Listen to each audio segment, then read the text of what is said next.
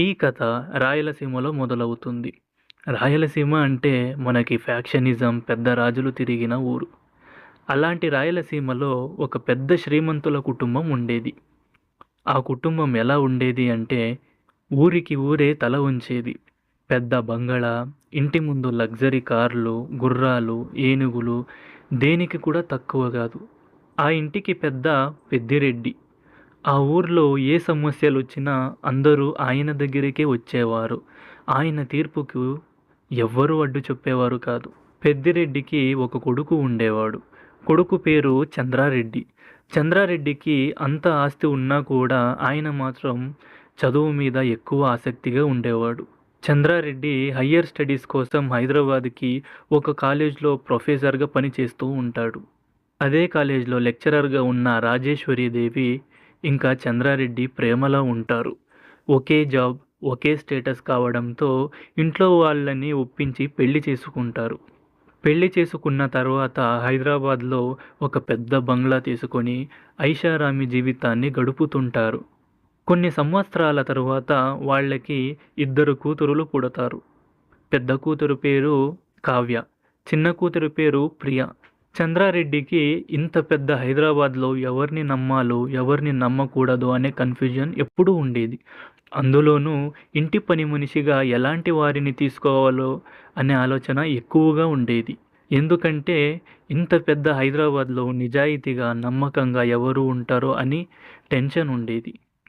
ఒకరోజు చంద్రారెడ్డి ఒక చిన్న పని మీద రాయలసీమకి వెళ్ళి ఉంటాడు. తన ఇంట్లో పనిచేస్తున్న ఒక పని మనిషి చంద్రారెడ్డి దగ్గరికి వచ్చి కన్నీళ్లు పెట్టుకుంటుంది. అయ్యా! నా మొగుడు చనిపోయిన తర్వాత ఇల్లు గడవడం చాలా కష్టంగా ఉంది. నా కొడుకుకి ఎంత చెప్పినా వాడికి చదువు తలకి ఎక్కడం లేదు. మీరే వీడికి ఏదైనా దారి చూపించండి అని కన్నీళ్లు పెట్టుకుంటుంది. అర్జున్‌ని చూసిన చంద్రారెడ్డి ముఖంలో అమాయకత్వం, మనిషి గట్టిగా ఉండడం చంద్రారెడ్డిని చాలా ఆకర్షించాయి. సరే, వాడిని నాతో హైదరాబాద్‌కి పంపు. వాడికి 3 పూట్ల తిండి, ఉండడానికి ఇల్లు అన్నీ నేనే చూసుకుంటాను. నీకు నెలకి 12,000 ఇంటికి పంపిస్తాను అని మరుసటి రోజే అర్జున్‌ని హైదరాబాద్‌కి పిలుచుకొని వస్తాడు. అర్జున్ చంద్రారెడ్డి ఉంటున్న బంగ్లాలో పని చేయడం మొదలు పెడతాడు. బంగ్లాలో ఉన్న కార్లు వాష్ చేయడం, గార్డెన్ క్లీన్ చేయడం ఇలాంటి చిన్న పనులు చేసేవాడు. అర్జున్ పనిని రోజు గమనిస్తున్న రాజేశ్వరీదేవి, అర్జున్ చాలా మంచివాడిలా ఉన్నాడు. అందులోనూ మన ఊరివాడే. ఇంటి లోపల ఉన్న పనులు కూడా చేయించుకోవచ్చు అని చంద్రారెడ్డితో మాట్లాడింది. మరుసటి రోజు నుంచి అర్జున్ ఇంటి లోపల ఉన్న పనులు కూడా చేయడం మొదలుపెట్టాడు. అలాగే షాపింగ్ చెయ్యడం, కుక్కని వాకింగ్‌కి తీసుకెళ్లడం ఇలాంటి పనులు కూడా చేసేవాడు. ఇంట్లో ఎప్పుడూ అందరిని నవ్విస్తూ, అందరితో సరదాగా గడిపేవాడు. ఇలాగే 2 సంవత్సరాలు గడిచాయి. ఇప్పుడు అర్జున్‌కి 20 సంవత్సరాలు. చిన్న కూతురు ప్రియకి కూడా అదే ఏజ్. పెద్ద కూతురు కావ్య ఎప్పుడూ చదువు, కాలేజ్ అని ఉండేది. ఎవరితోనూ ఎక్కువగా మాట్లాడేది కాదు. కానీ ప్రియ అలా కాదు. ఎప్పుడూ నవ్వుతూ అందరితో కలిసిమెలిసి ఉండేది. అర్జున్‌తో ఎప్పుడూ టైమ్ పాస్ చేసేది. కానీ అర్జున్ ఎప్పుడూ తలదించే తనతో మాట్లాడేవాడు. కావ్యకి కాలేజ్‌లో ఒక బాయ్ ఫ్రెండ్ ఉండేవాడు. వాళ్ళిద్దరూ చాలా హ్యాపీగా ఉండేవారు. అది చూసిన ప్రియకి కూడా ఆశలు కలగడంతో ఒకరోజు అర్జున్ దగ్గరికి వచ్చి, "అర్జున్, నాకొక బాయ్ ఫ్రెండ్ కావాలి" అంటుంది. అర్జున్, "మీకేంటమ్మా, ఎవరో ఒకరు దొరుకుతారు" అని అంటాడు. అందుకే ప్రియ, "నాకు ఎవరో ఎందుకు? నువ్వే ఉన్నావుగా, నన్ను లవ్ చెయ్" అని చెబుతుంది. ఆ మాట విన్న అర్జున్ ఒక్కసారిగా షాక్ అవుతాడు. "అమ్మగారు, మీరు నన్ను ప్రేమించడం చాలా తప్పు.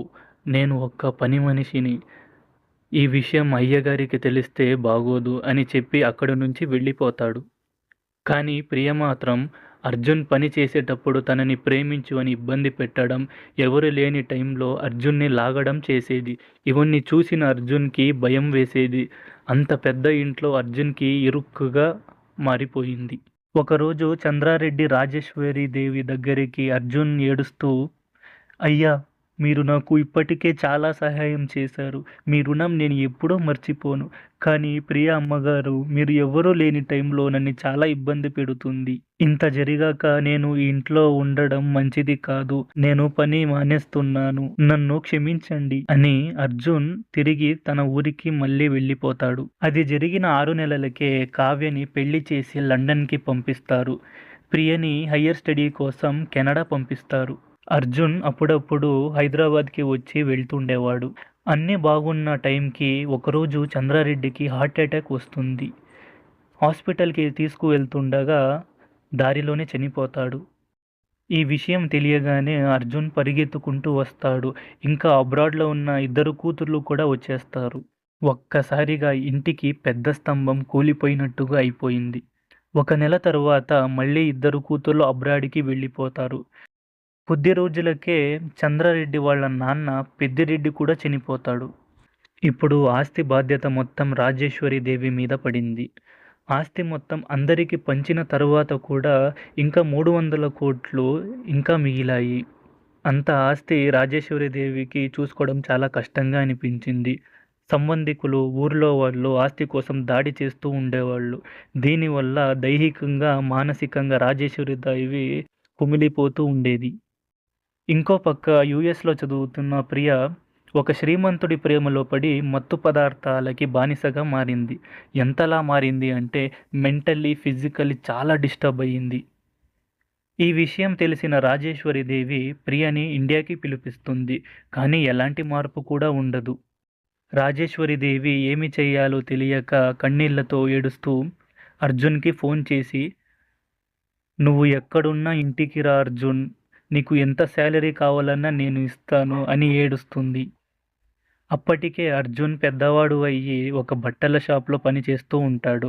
ఈ విషయం తెలిసిన వెంటనే అర్జున్ అక్కడికి పరిగెత్తుకుంటూ వచ్చేస్తాడు.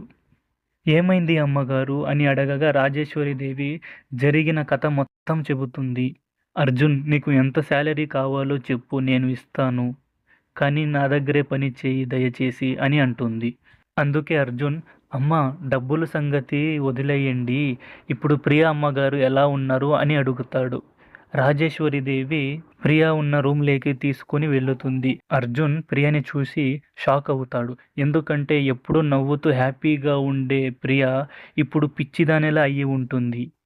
ప్రియని చూసి అర్జున్ చాలా బాధపడతాడు. "అమ్మగారు, మీరేం భయపడకండి. ఇలాంటి సమస్యలకే లండన్‌లో ఒక మంచి హాస్పిటల్ ఉంది. అక్కడ అమ్మగారికి ట్రీట్మెంట్ ఇద్దాం" అని లండన్‌కి ప్రయాణం సాగిస్తారు. లండన్‌కి వెళ్ళేటప్పుడు ప్రియ పిచ్చిదానిలా ఆడుతూ ఉంటుంది. కానీ అర్జున్ ఒక అమ్మలా చూసుకుంటూ ఉంటాడు. లండన్‌కి వెళ్ళిన తర్వాత ప్రియకి ట్రీట్మెంట్ ఇవ్వడం మొదలుపెడతారు. ఒక వారం తర్వాత రాజేశ్వరీదేవికి ఇండియా నుంచి చాలా కాల్స్ వచ్చేవి. ఎందుకంటే పెండింగ్ పనులు చాలా ఉన్నాయి అని. రాజేశ్వరీదేవి అర్జున్‌ని పిలిచి, "అర్జున్, నాకు ఇండియా నుంచి చాలా కాల్స్ వస్తున్నాయి. చాలా పనులు పెండింగ్‌లో ఉన్నాయి. నేను ఇండియాకి తప్పకుండా వెళ్ళాలి. దయచేసి ప్రియని నువ్వే చూసుకోవాలి" అని చెబుతుంది. అర్జున్‌కి అది చాలా పెద్ద బాధ్యతలా అనిపిస్తుంది. అయినా సరే అర్జున్, "సరే అమ్మగారు, మీరు వెళ్ళిరండి. నేను ప్రియ అమ్మగారిని చూసుకుంటాను" అని చెబుతాడు. అందుకే రాజేశ్వరీదేవి అంటుంది, "నీకు ఏదైనా డబ్బుల అవసరం ఏదైనా ఉంటే నాకు కాల్ చెయ్యి" అని చెప్పి ఇండియాకి వెళ్ళిపోతుంది. అర్జున్ హాస్పిటల్ దగ్గరే ఉన్న ఒక హోటల్లో రూమ్ బుక్ చేసుకొని ఉంటాడు. తన రోజు మొత్తం హాస్పిటల్లో ప్రియాని చూసుకోవడంతోనే అయిపోయేది. ప్రియని ఒక చిన్న పిల్లలా చూసుకుంటూ ఉంటాడు. ఇలాగే ట్రీట్మెంట్ జరుగుతూ 3 నెలలు గడుస్తాయి. ఒకరోజు డాక్టర్ అర్జున్ని పిలిచి, "ప్రియ ఇప్పుడు 80% రికవర్ అయ్యింది. తను ఫుల్‌గా క్యూర్ అవ్వాలి అంటే తనని చాలా సంతోషంగా చూసుకోండి. ఇంకా ఏదైనా మంచి నేచర్ ప్లేస్‌కు తీసుకువెళ్ళడం మంచిది. ఎందుకంటే ప్రియకి మత్తు గుర్తు రాకుండా ఉంటుంది. తర్వాత మీరు ఇండియాకి తీసుకొని వెళ్ళొచ్చు" అని చెబుతాడు. అది విని సంతోషపడ్డ అర్జున్ ప్రియని డిశ్చార్జ్ చేసి తను ఉంటున్న రూమ్‌కి తీసుకువెళ్ళాడు. ప్రియ 3 నెలల తర్వాత ఒక కొత్త ప్రపంచాన్ని చూసింది. ప్రియ అర్జున్‌ని చూసి, "అర్జున్, నిన్ను చాలా ఇబ్బంది పెట్టాను. దయచేసి నన్ను క్షమించు" అని కన్నీళ్లు పెట్టుకుంటుంది. అర్జున్ నవ్వుతూ, "అమ్మగారు, అదంతా పాత విషయాలు. అవన్నీ వదిలేయండి. మీరు రికవర్ అయ్యారు కదా, అదే చాలా సంతోషంగా ఉంది నాకు" అని అంటాడు. లండన్లో ఉన్న స్కై గార్డెన్, టవర్ బ్రిడ్జ్ ఇలాంటి ఫేమస్ ప్లేస్కు ప్రియాని తీసుకొని వెళ్ళేవాడు. ఇద్దరూ చాలా ఆనందంగా గడిపేవారు.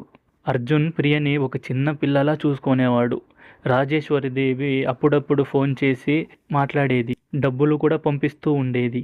కొద్ది రోజులకే ప్రియకి అర్జున్ మీద ఉన్న గౌరవం ప్రేమగా మారింది. కానీ ఈసారి అది ఆకర్షణ కాదు, స్వచ్ఛమైన ప్రేమ అయ్యి ఉంటుంది. తను కష్టంలో ఉన్నప్పుడు ఫ్రెండ్స్, ఫ్యామిలీ ఎవ్వరూ రాలేదు. కానీ అర్జున్ మాత్రం దేశం దాటి నా కోసం వచ్చేశాడు అని ఆలోచిస్తుంది. ఒకరోజు మంచి సముద్రం వ్యూలో ప్రియా అర్జున్ చెయ్యి పట్టుకొని, నేను నిన్ను ప్రేమిస్తున్నా. నేను ఇప్పుడు ముందులా కాదు. దయచేసి నన్ను పెళ్లి చేసుకో. నాకు నీకన్నా మంచివాడు దొరకడు అని చెబుతుంది. అది విన్న అర్జున్ ఒక్కసారిగా షాక్ అవుతాడు. కానీ అర్జున్కి డాక్టర్ చెప్పిన మాటలు గుర్తుకొచ్చాయి. తనని బాధ పెట్టకుండా జాగ్రత్తగా చూసుకోవాలి అని. అర్జున్ లోపల షాక్లో ఉన్నా కూడా బయటికి నవ్వుతూ, అమ్మగారు అవన్నీ తర్వాత చూద్దాం అని చెబుతాడు. కొన్ని రోజుల తర్వాత ప్రియా ఫుల్ రికవరీ అయ్యి ఉంటుంది. అది తెలుసుకున్న రాజేశ్వరీదేవి, కావ్య లండన్కి వస్తారు. రాజేశ్వరీదేవిని చూసి ప్రియ పరిగెత్తుకుంటూ అమ్మ దగ్గరికి వెళ్ళి చాలా సంతోషపడుతుంది. రాజేశ్వరీదేవి ప్రియ మళ్ళీ మొదటిలా ఉండడం చూసి కళ్ళల్లో ఆనంద బాష్పాలు నిండిపోతాయి. కానీ అర్జున్ పక్కకి వెళ్ళి ఒంటరిగా నిల్చుకొని ఉంటాడు. అది చూసిన రాజేశ్వరీదేవి అర్జున్ దగ్గరికి వస్తుంది. అర్జున్, ఎందుకు ఒంటరిగా ఉన్నావు? ఏమైంది అని అడుగుతుంది. అందుకే అర్జున్, అమ్మా, ప్రియా అమ్మగారు ఇన్ని రోజులు నాతో చాలా క్లోజ్గా ఉన్నారు. ఇంకా నన్ను పెళ్లి చేసుకో అని కూడా అన్నారు. కానీ డాక్టర్ తనని బాధ పెట్టకూడదు అన్నారు. కాబట్టి నేను అమ్మగారితో ప్రేమించినట్టు నాటకం ఆడాల్సి వచ్చింది. కానీ నేను ఎప్పుడూ నా గీత దాటలేదు అని చెప్పాడు. అర్జున్ విశ్వాసాన్ని చూసి రాజేశ్వరీదేవి చాలా సంతోషం పడింది. ఒంటరిగా అమ్మాయి, చేతిలో అంత డబ్బు, వేరే దేశం, అందులోనూ అమ్మాయి కూడా ఇష్టపడుతుంది. అయినా సరే వాడి సంస్కారాన్ని వాడు వదులుకోలేదు అని షాక్ అవుతుంది. అప్పుడు రాజేశ్వరీదేవి అంటుంది, నువ్వు నా కూతురి కోసం ప్రేమించినట్టు నాటకం ఆడావు. ఇప్పుడు ఆ నాటకాన్ని నిజం చేయు. తనని నీకంటే ఇంకెవ్వరు బాగా చూసుకోలేరు. దయచేసి ఒప్పుకో అని చేతులెత్తి మొక్కుతుంది. అది చూసిన అర్జున్, అంత ఆస్తి కలిగిన ప్రొఫెసర్ రాజేశ్వరీదేవి చేతులు ఎత్తి మొక్కడం చూసి ఆశ్చర్యపోయాడు. అదే సమయానికి ప్రియా కూడా అక్కడికి వచ్చి, నేను ఇదంతా అమ్మకి ముందే చెప్పాను. నేను నిన్ను తప్ప ఇంకెవ్వరిని పెళ్లి చేసుకోను అని అంటుంది. మరుసటి రోజు అందరూ ఇండియాకి తిరిగి వస్తారు. ప్రియకి అర్జున్కి చాలా గ్రాండ్గా పెళ్లి జరుగుతుంది. ఊర్లో వాళ్ళు, వీడికి ఇంత పెద్ద కుటుంబమా అని ఆశ్చర్యపోతారు. అప్పుడు అదే ఇంటికి పని మనిషిగా ఉన్న అర్జున్ ఇప్పుడు అల్లుడిగా వచ్చాడు. ప్రియ కూడా అర్జున్ని చాలా బాగా చూసుకుంటుంది. ఇప్పుడు చాలా సంతోషమైన కుటుంబం అయ్యింది. మీకు ఈ స్టోరీ నచ్చితే లైక్ చేసి సబ్స్క్రైబ్ చేసుకోండి.